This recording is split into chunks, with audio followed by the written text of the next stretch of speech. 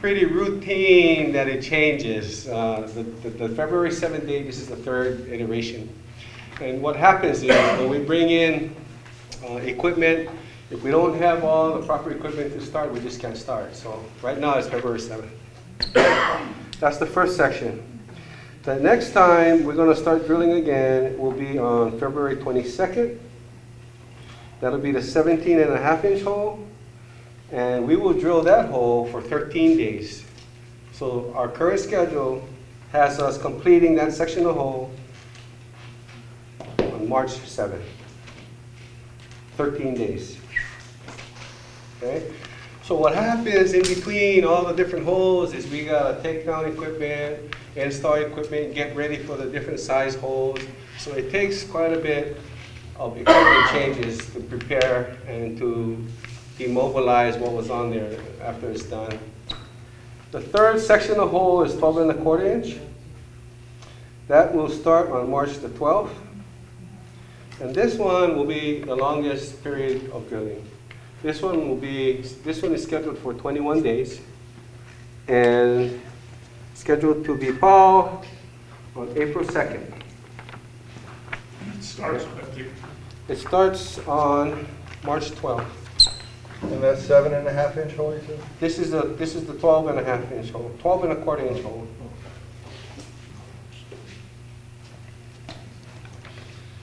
Okay, you guys follow me? You guys got that? Is there overlap with the first two? Okay. No. No. It's just all separate. Yeah. Every time we drill a hole, we set the concrete.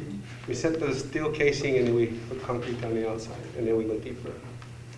So last week you talked about, you didn't mention about a 12.5-inch hole. Is that when? Okay. You went from 13 5/8 down to 8.5. Okay. So did you skip a step? Yeah, it should have been 12.25 inch instead of 13 5/8. Okay. I have 13 5/8 equipment for the wellhead. So I mistakenly said 13 5/8 when it should have been 12.25. Okay, so but it's the same set of, it's the same part of the schedule, it's just Yeah, opposite same. because of your stuff. Right. Okay.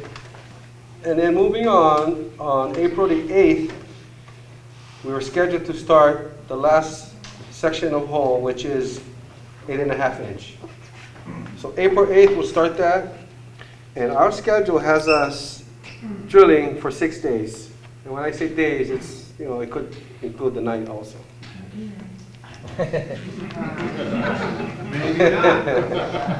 Maybe not. We'll get to that after this, right? So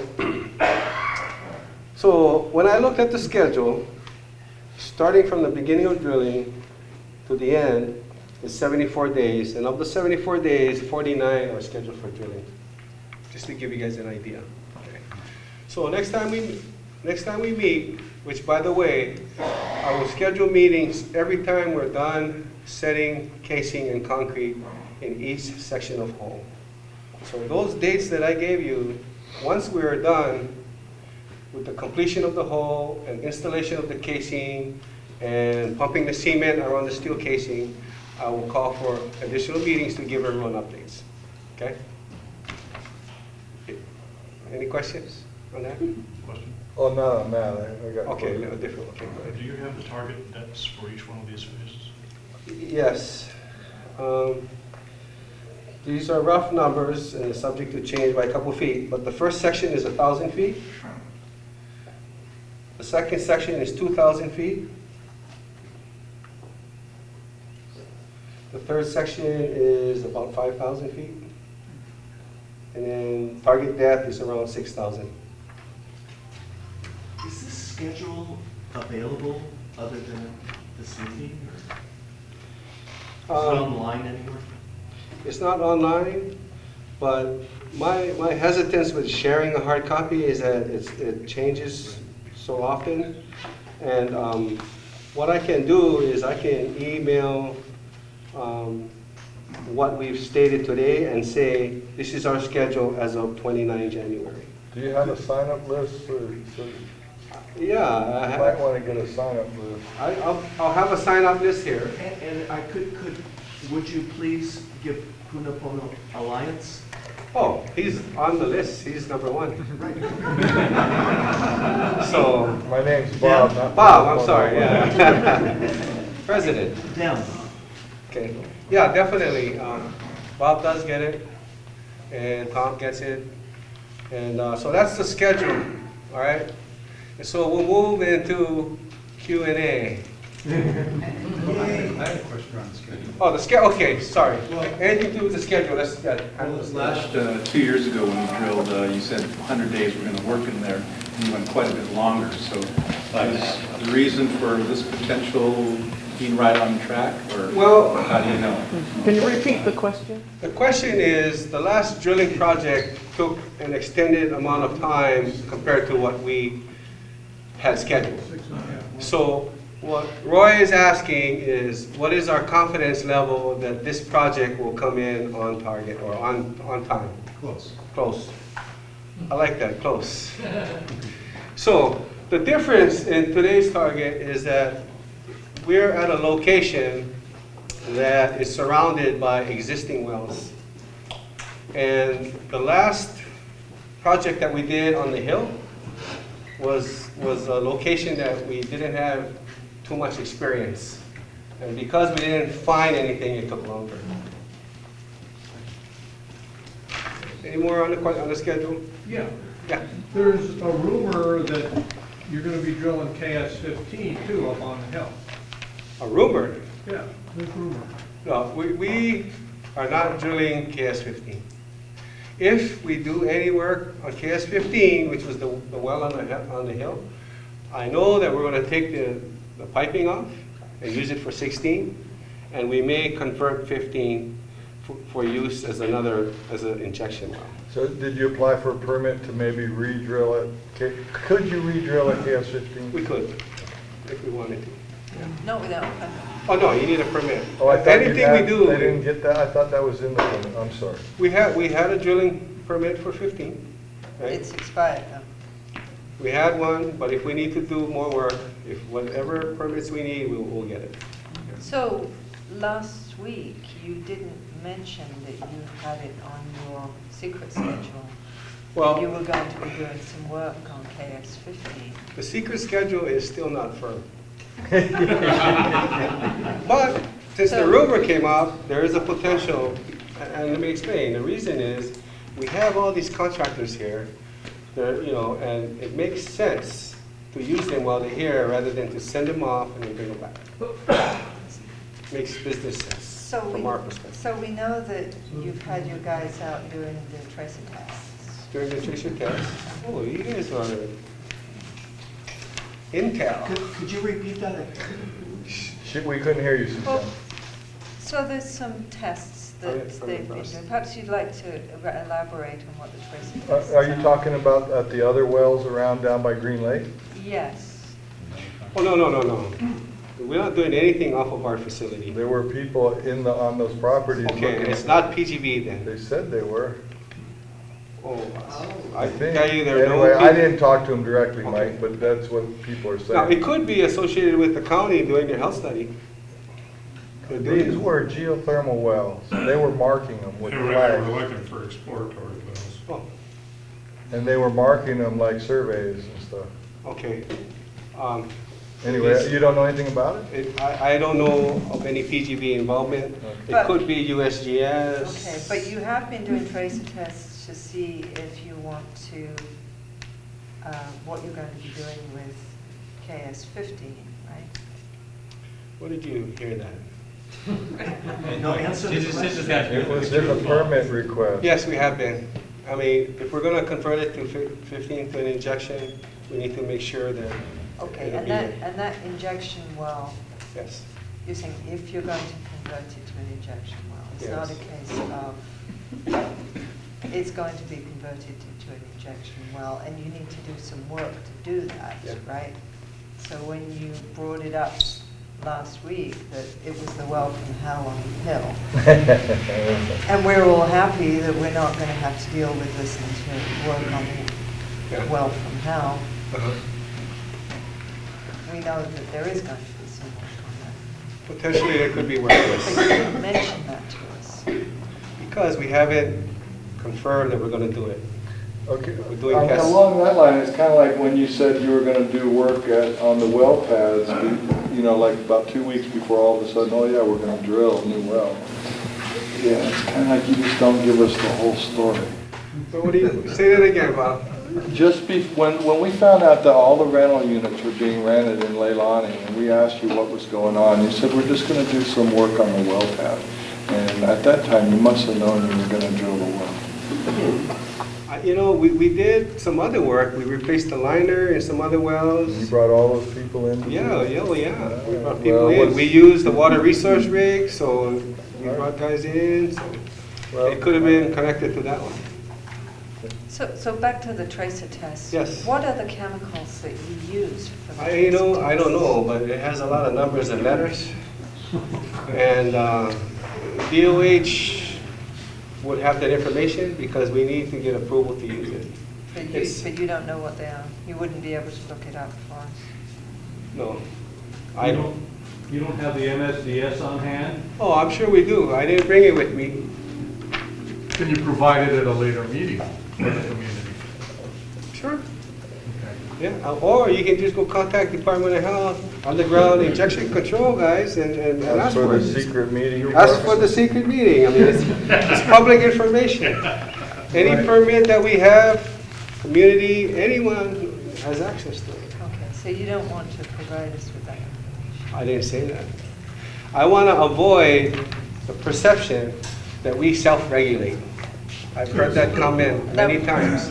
So if you go through the agencies, it alleviates the perception, or at least maybe hopefully reduces the perception that we are self-regulating. Mike, I wasn't sure why you were drilling, but I asked the plant manager who's... Cliff. Cliff, yeah, last week, and he explained that during the hurricane that Sal, that the cold water cap was formed on wellhead 10. Okay. And so you're not able to access the geothermal fluid at that point. So my question is, how safe is that wellhead 10 right now? Do you have it capped off, or just with water, or what do you have going on there? Right now, it's shut in, yeah? It's shut in, so it's safe. So you have a cap on it?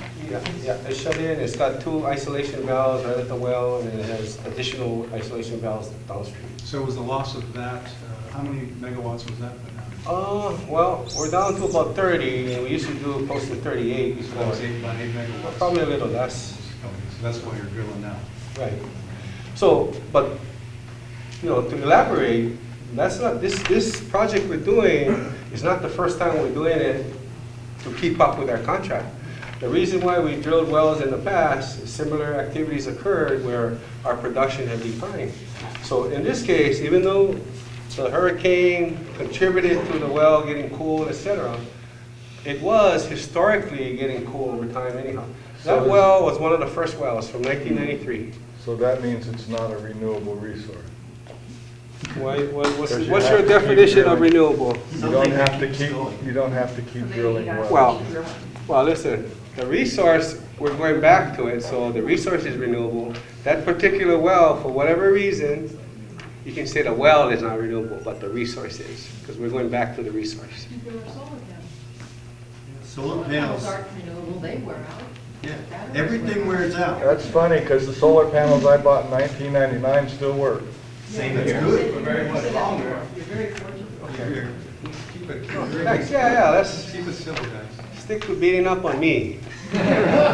Yes, Tiffany? So where exactly is this new site going to be on your facility? Yeah, so I showed pictures the last time, and actually I do have a couple pictures later on, you know, if people want to go through, I got hard copies. But it's going to be right smack in the middle of existing equipment. To the east, there's going to be the existing old plant, there's a big hillside. To the north, there's a pool. And to the west and south is the existing well pad and the expansion to the south. So the expansion is between the Lani Puna and the new well. You can take a look after.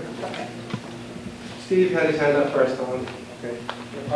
In the last meeting with the county councilman, I asked you a question that you didn't answer. I asked you, could PGV abide by the nighttime banning drill ban? And you answered by saying it'd be too costly, and then you said it'd be unsafe. I think that's your responsibility as a big corporation to mitigate both of that things with cost and safety. So I'm going to ask you again, could PGV abide by the nighttime drilling ban? Okay, and I'm gonna respond the same way I responded, which was different from what you just said. Yeah. The first thing I said, the number one reason why we drill around the clock is safety. We do not want to compromise safety of any of the people working there. We do not want to compromise of the mechanical integrity of the well by going in and out every night. Industry-wide, there's nowhere that we're aware of that stops drilling every night. Okay? Now, theoretically, can we stop? Sure. That was the answer I was asking for. Okay? Yeah. But Can you stop? You can stop. Yeah. theoretically we can, Okay. but we're not going to stop. So you're considering the safety of your employees and not the safety of the community, is that true? No, that's not true. The safety of the employees translates to safety to the community. If the safety of the employees and them being able to maintain the wells, it'll prevent a KSA from happening. Or if there's a potential for any KSA to happen again, why would you even consider it?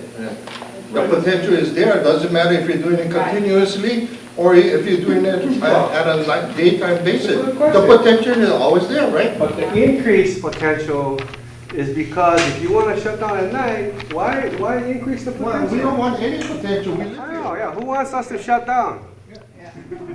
We're not going to shut down. We're going to be here for a long time. Why would you fly a plane then? Planes crash all the time too, but you take a risk, right, when you go. I mean, it's the same thing. Okay, well, okay, let's not digress. I'll go back to Tom here. I have two questions as a follow-on to Steve. It seems like to me that arguing about how good a law is not a reason not to follow it. Okay. There's a regulation, you follow the regulation. And if you don't like the regulation, you use those powers of persuasion that you can use to try to follow that regulation. And so I think, although I hear what you're saying about that there's some, you view there is some accrued risk by stopping drilling. Right. That is not a justification for not following the regulation. Okay. You don't, and if it is, if that's the reason you're not going to follow the regulation, then you should have been addressing it when the county council passed it and not coming here and saying it didn't apply to us. I mean, there's one argument or the other, and we can't argue both. Okay, I hear you loud and clear. And what Tom basically is saying is that the regulation for nighttime drilling ban should apply to us. That's what you're saying. I'm saying if it does, you should follow it. Well, if it does. Yeah, I agree. If the regulation applies to us, we will follow it. Well, then you should find out, it should be If the clear before you regulation, start. okay, we definitely will. We need a legal opinion before you start, then if You you know, agree with us. here's where we come to self-regulation again. The proper people need to come to the community. Whoever oversees the permits and grants the ability to drill. On February 6th, the council's going to ask the resolution to have the corporation council issue an opinion. Why don't you come and support it? Well, what other resolution did Illigan submit? To ask you to obey the law. I don't think that was the wording. I think the wording was they're going to request PGV, request us to not drill at night. Request. Obey the law. And it's a resolution, it's not a I bill. understand that, but it's also the community that you I'm live gonna, in. listen, I'll It's come the there. people that, it's the people that you live, that you are our neighbor. We'll be there. Okay. We'll be there, boss. Tom said he had 2 questions and he only got through the one. Oh, really? The second question is a technical one. What is your workhorse well? What do you mean by workhorse? Yeah, you told me that one of your wells has been the best well you've had throughout the years. Like Which one today is or that? historically? Historically. Oh, KS9 and 10 used to be the best ones. So 10 used to be one of the best. Yeah, they're wells. 23 years old. Could you explain to us what happened to KS10? I have a difficulty giving you guys an exact reason why KS10 decreased in productivity.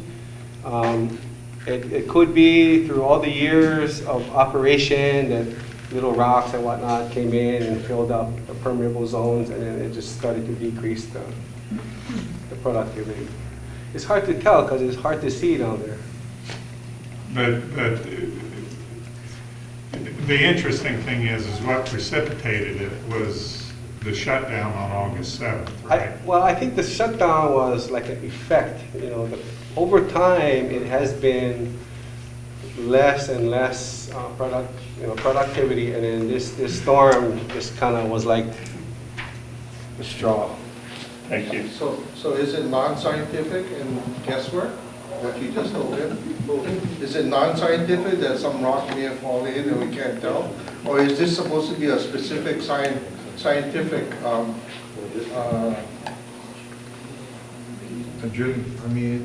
Science is involved, right? Yeah, we know that the permeability has decreased. So, and it could be caused from rocks blocking out the cracks. It could be caused from the formation of silica scale, because when you have a pressure drop, a temperature drop, scale tends to form. It could be a combination of that, but How would you find out for sure? we can go back and put the rig on and do a core sample. We can do that, but in the geothermal industry, we have experience with these types of activities. So we know, and even at PGB, we've had projects where we re-drilled wells, and all it was more headaches. So rather than re-drilling and going through all those headaches, we decided to drill a new well. And by the way, we have permits to drill up to 28 wells, okay? And we can go up to 60 megawatts. And so we're here for the long haul, and we want to work with you guys. If we're going to be here for the long haul, we want to work together. So Mike, how come the county thinks you might have to shut down if the lava crosses your transmission lines? That's why they canceled they put the relocation program on hold, right?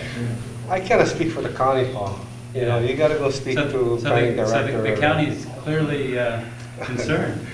I cannot speak for the county. That's not proper. So are you concerned that you're going to have to shut down if your transmission lines get cut? Oh, of course we're concerned. Yeah, PGB is concerned. If the transmission line is taken away, we got to shut down. If one is shut? No, two. Oh, so you're gonna keep running if you only have one? Both lines are 100% redundant lines. That was the design. If one goes down for whatever reason, the other one can handle the full capacity. So it has to get all the way. And if that one goes down, you hit the community with gas like Excel again. Well, Yeah, where are the two lines at? one is at Apollo Street, and the other one is it starts at PGB, and it comes up around Leilani on the north side of Leilani Estates, crosses 130, goes in the back of Apollo Street by the transfer station, comes back down to Pahoa Town by the marketplace, and it intersects 130 and then heads to Hilo. The other line crosses PGB, goes around Nanavale, goes across the Hawaiian beaches, and it comes up, the fuel station and the water tank that's north of the fire station towards Hilo? So that line comes up about half a mile up to 130. That's the second line. That's right where the lava's going. Well, like this, pray, cross fingers, pray. You must not be that concerned because this is a big investment that you're doing with the well and 30 It's homes a risk. you're renting. It's a risk. I don't know if we're renting 30 homes. I mean, wait, let's get someone else a quick one. Mike. I want to imagine for a moment that the nighttime drilling ban does apply to you, and your opinion is that it doesn't. Right. So if you go through and do it, what's the maximum liability to your company? You mean as far as penalties by the county? My understanding on the ordinance 12-151 is $1,000 a day. Is that affordable? Yes. If PGB needs to follow a law, we're going to follow it. We're not going to disobey the law just because we have an affordable $1,000. What if it was $1? What if it was $1 million, right? If we're going to disobey a law, something is wrong with us. And we're not going to disobey any laws. You had a leak and it was only a few $1,000. It cost a few $1,000. So Otherwise, you're referring to. you sell storm, you leak some gas. Is that what you passed out? Yeah. Yeah, I remember that. It only cost a few $1,000s. So what's your point? The point is that you broke the law and it only cost a few $1,000s. It's affordable. Yeah. It's seriously misrepresented. You know, Every safety device worked appropriately on that event. I don't think That's still that's passed true. out. I will challenge you on that, sir. You want to discuss if every safety device worked, I would gladly sit down and talk to anybody about it. I talked to other neighbors over there. The guy that died. Don't let them bait you into it. Yeah, well, you Don't gotta let check them other bait you medical into it. issues. Yeah, just let them go. all right, hey, come on, you guys. Don't let them bait you. Hey, let me get one question from this gentleman here. Well, you said that 9 and 10 were your workhorse. How is 9 doing? Mine's still going strong. Still going strong, it's not Joe? It has declined over 22, 23 years, but it's still a strong one today. It's still a viable one. And you'll stick with that in another year if the question comes up again. Okay. But you never know over the next I year. don't know, but let me explain to you what history has with us. We started off with 5 wells in 1993. 5 wells, 2 production, 3 injection, right? Today, we have 10 wells, of which 9 are working. So how many years since 1993? 22? So we've drilled 5 wells in 22 years, in addition to what we started off with. So we don't like drilling wells, you know, and if we don't have to, we won't. But if the wells aren't productive, then that's what we need to do to maintain our contract. Steve's got a question here, he's been trying to. Steve. Steve? So the comment about that is that you're getting paid by somebody else who's really making these decisions. You're not. And I think all of us should recognize that. Mike here is not in a decision-making capacity or capability. He's simply representative of the community or the corporation that is making these decisions. So, and so I appreciate your courage. And I appreciate what you're getting paid for. But what's missing here is clarity from my view with respect to whether or not there's actually 2 questions here. Are the concerns that you're hearing here in these kinds of meetings being translated by you accurately, precisely? Are you being a liaison, a conduit for what it is that we're communicating to you? Number 1. And number 2, quite frankly, candidly, do whoever it is, if you do that, do they give a shit about not health, but quality of life? Yeah. Quality of life includes health. And so the impression that I have, and perhaps others might agree, is that you can stand here and placate our concerns for the next dozen meetings and tell us what is and isn't happening. And that's great. I like information. But what I like more is that regardless of contracts, regardless of politics, regardless of compliance, that somebody else really gives a shit on your side of the table with regards to our concerns. And it doesn't look like that. So again, I'll rephrase, are you communicating this accurately?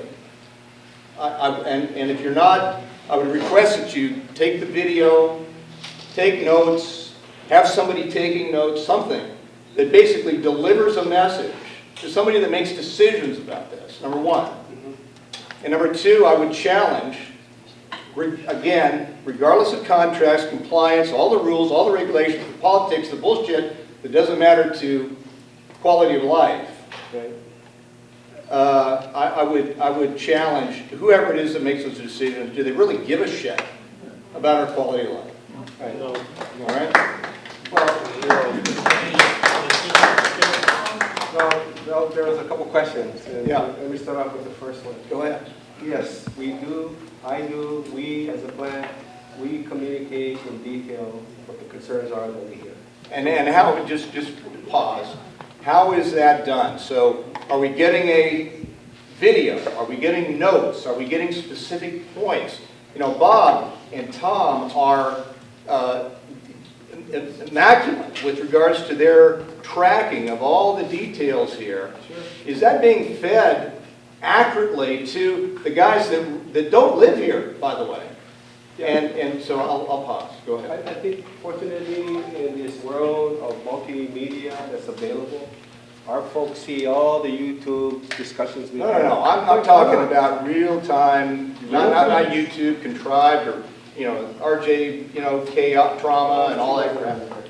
Okay, go ahead, sorry. No, and yeah, we have notes, we debrief, we talk about all the concerns and comments that we take in, and we pass it on. Okay. Now, as a result, for this project, I mean, we're increasing our mitigation efforts.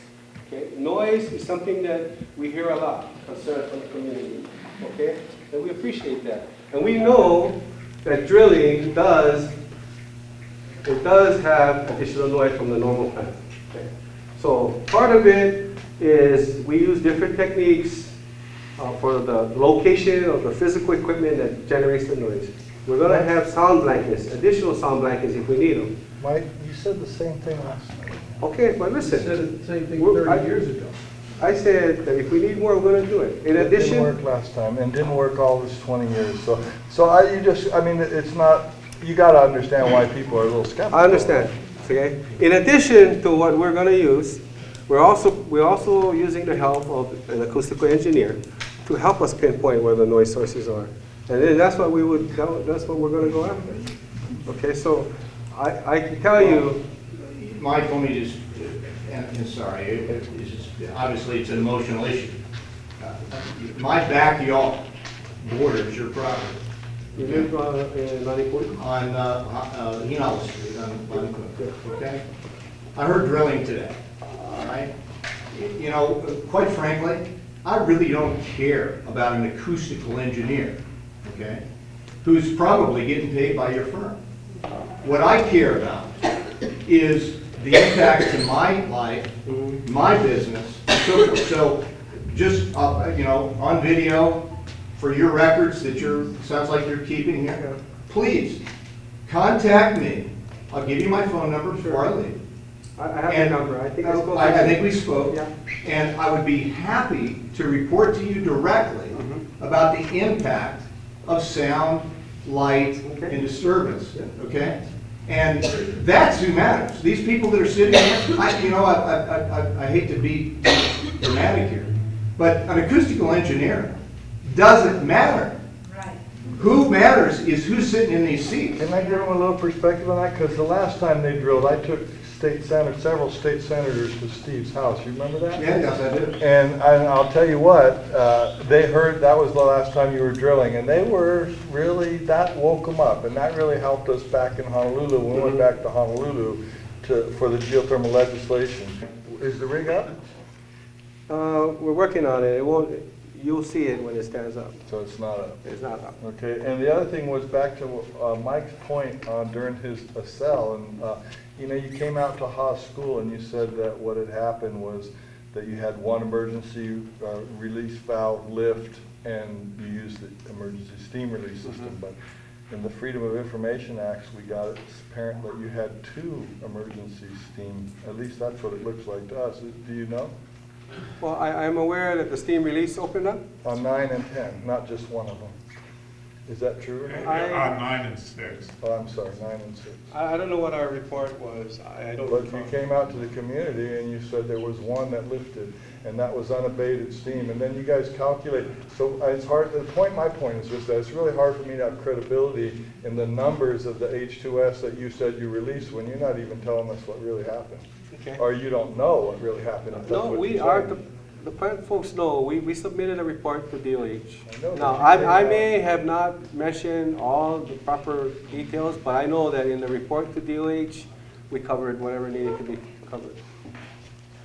John. Yeah. I grew up in West Los Angeles, the Venice area.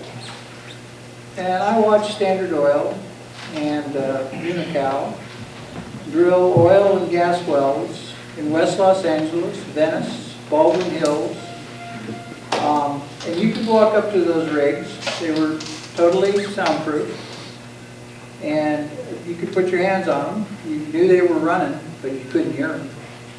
So I know the technology exists, so let's just be totally clear that the technology to soundproof a drilling rig has been around since at least 1955 that I know of.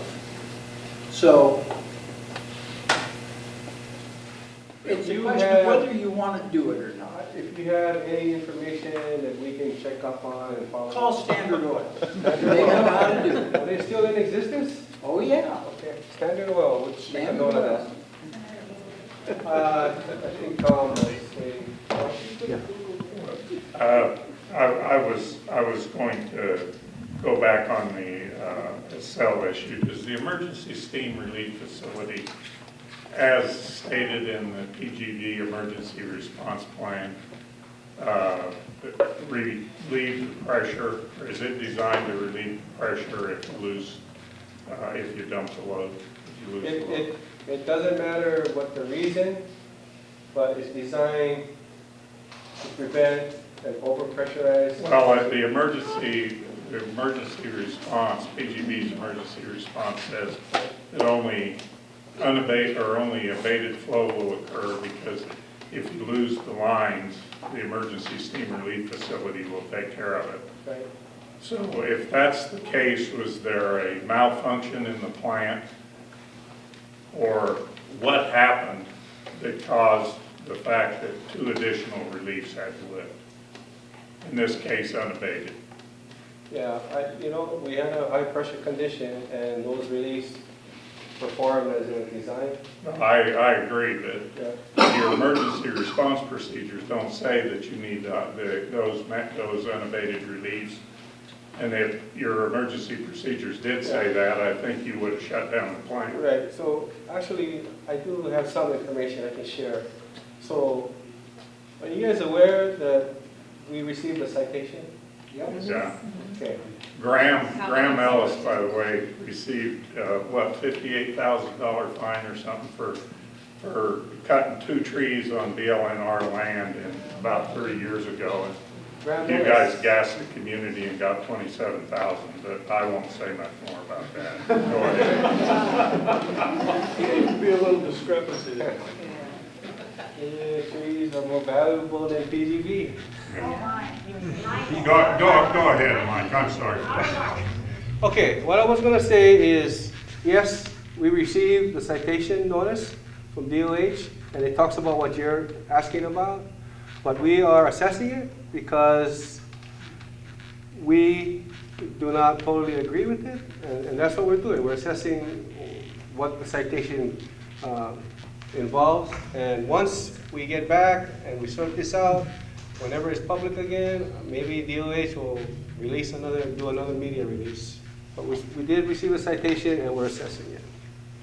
Whether you're gonna pay it back? You mean whether you're gonna pay the fine, you're assessing it? I don't know the details, because this is, we're looking at what the citation says, et cetera. It's all like a This lot of is the legal. citation you got for August 7th?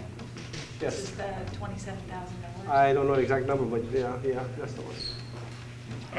Just one more question. The fire department reported on its network, the dispatch reported to the fire department that the plant manager had reported that the August 7th leak was controlled sometime before 8 o'clock. Okay. Do we have any insight into why the plant manager would have made such a report? Well, Contained. The word they used was contained. Yeah, no, we don't have insight because that's part of this assessment and investigation that we're working with the department on. So at this time, no, we don't have anything concrete to share, but we're not going to forget it. When this thing is hashed out, whatever we can share, we will. Corey. What preparation has what preparation have you guys made to be a standalone power source if the lava cuts off both transmission lines for Puna? Who wants PGV to power up Lower Puna if they cut off the lines? Okay, 1 or 2, okay. Appreciate that. First and foremost, so did you guys hear Corey's question back there? Using PGV power. You guys hear the question from Corey? she's asking what preparations has PGB performed to be able to power up Lower Puna if the transmission line gets cut off. Well, first of all, Helco is the #1 deliverer of power, regardless of where on the island. So Helco has they have contingency plans to power up Lower Puna. But, as a side, our plant folks, Cliff, Ron, and everyone else, we've done some tests, and we are confident that if Helco asks us to power up Lower Puna, we can do it. Only for the guys who raise their hand, right? So, the redundancy now, if you lose one line, your redundancy is gone, am I correct? Yes, because two. Yeah, if you so have two, is it safe to run the plant? Sure it is. 100% capacity. Well, let me give you an example. I just talking to Bob. You guys remember when we had the big windstorm? 200-mile-an-hour wind on Mauna Kea? Remember I talked to you, Bob? The transmission line both went away. We didn't release that time. Our guy was on top of it. They were able to close in. You were talking to me, Bob? You told me you shut down. And we didn't go through the ESRF that time. But no, I'm not sure if I'm clear about what you're saying. I thought you said you shut down as a precautionary thing, not because. No, this was separate. The shutdown was the second storm, Juno or I don't, Ana. there's been so many, I honestly don't remember. Okay. But That was the one on June 2nd, I'm sorry, January 2nd. But Plant fully tripped offline and we did not go out of the. that was when we had the Okay, big well, windstorm I'm on sorry, island. but I don't remember that. Well, anyway. I guess I only remember when you gasped me. We did. See, the gas helps your memory. That sounds like PR from You said it. Mike, oh, I'm sorry, wait, Suzanne. Go ahead, So Suzanne. I have two questions. Back to the drilling. Yes. So back in 2011, you got a noise variance from DOH. Okay. Could you explain exactly what happened to the noise variance? It's noise variance is usually only lasts for a specific project. 1 year. Or whatever it is, yeah. I think 1 year is the limit. So what happened about the noise variance for KS16? We don't anticipate needing a noise variance because we're going to stay well below regulating regulatory limits. So you applied for a noise variance? We applied, but we said, you know what? And then We're you going withdrew to it. increase our mitigation efforts. So your company was not planning on doing mitigation No. You're smart. No, we were planning all along. It's just that because we're actually doing more than we're doing. We're picking up, and we really want to we don't need the noise variance this time. That's how confident we are we're going to reduce noise this time. Even if you happen to be needing to drill KS15? We don't need the variance. We didn't get the variance in 2012, or did we? Yes. We But did. you said you were getting it. We're not getting it for 16. Michael, excuse me. No, I have some more questions since I've got it. Okay, so, actually I have two more parts to it. So this is still about noise, so your noise consultant, Mr. Ibisu, Yes. is he going to be doing a study on low frequency noise effects? Because the two reports that he did before, everything was done with A weighting, which basically ignores all of the low frequency effects. We have to talk to him about that and talk with the plant folks. I am not aware specifically of any low frequency type work we're doing. I suggest that there's some studies to be done on the low frequency noise component of what's happening. Okay, we can at least inquire with Ibisu. And then the other question is the safety one. So Sure. let's imagine that the lava crosses the highway during the time that your drilling project is happening. Mm-hmm. Will that affect what's planned with the project? Sure. Yes. Could you explain in what way it would affect it?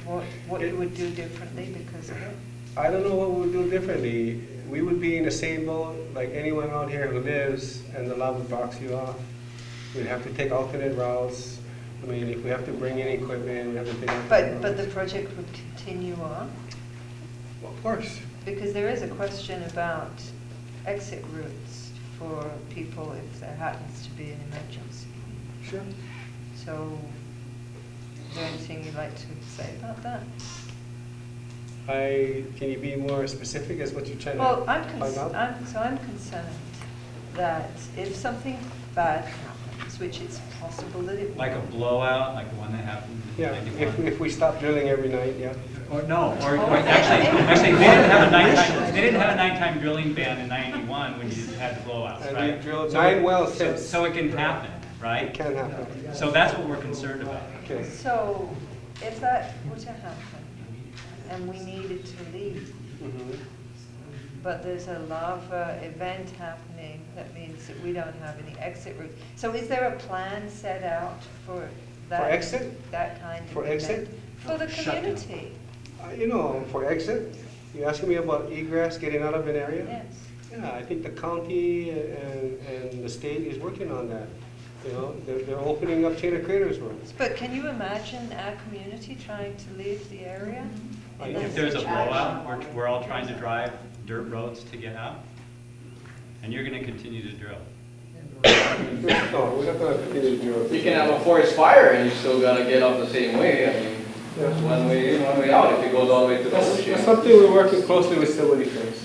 Oh, so you are working. Oh, of course, yeah. It's just that when you responded before, it seemed like it was. Oh, no, Stability Fans is updated on a regular basis, especially with I invited Chief, he didn't show up, but next time. We're getting close to 8 o'clock, so anyone who hasn't answered or asked a question, I'm gonna ask them first. I just got 2 questions. What's your name? Lee. Lee, okay, go ahead, Lee. I live down the hill from you, down Honey Farm Road. Okay. So my understanding was that the nighttime drilling ban, that was a county law passed, right? Yes. And it was specifically to address you guys, because no one else drills, right?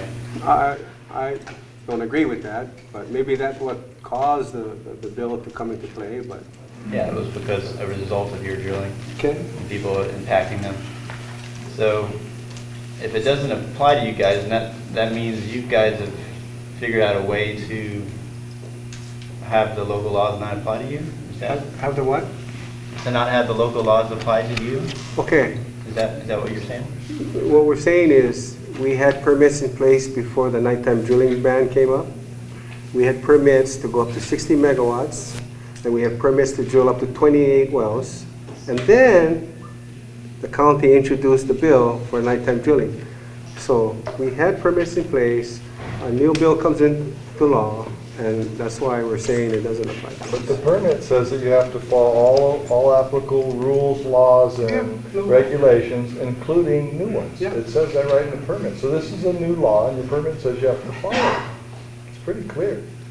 Mike, here's an analogy. That's my second question. So Yeah, if you guys believe that you figured out a way to circumvent the laws that are passed directly to apply to you, I was wondering if you could share with me the name of your law firm, because Well, listen, I'd like that. I don't want to go to jail for my grandkids to bring me crackers or whatever, okay?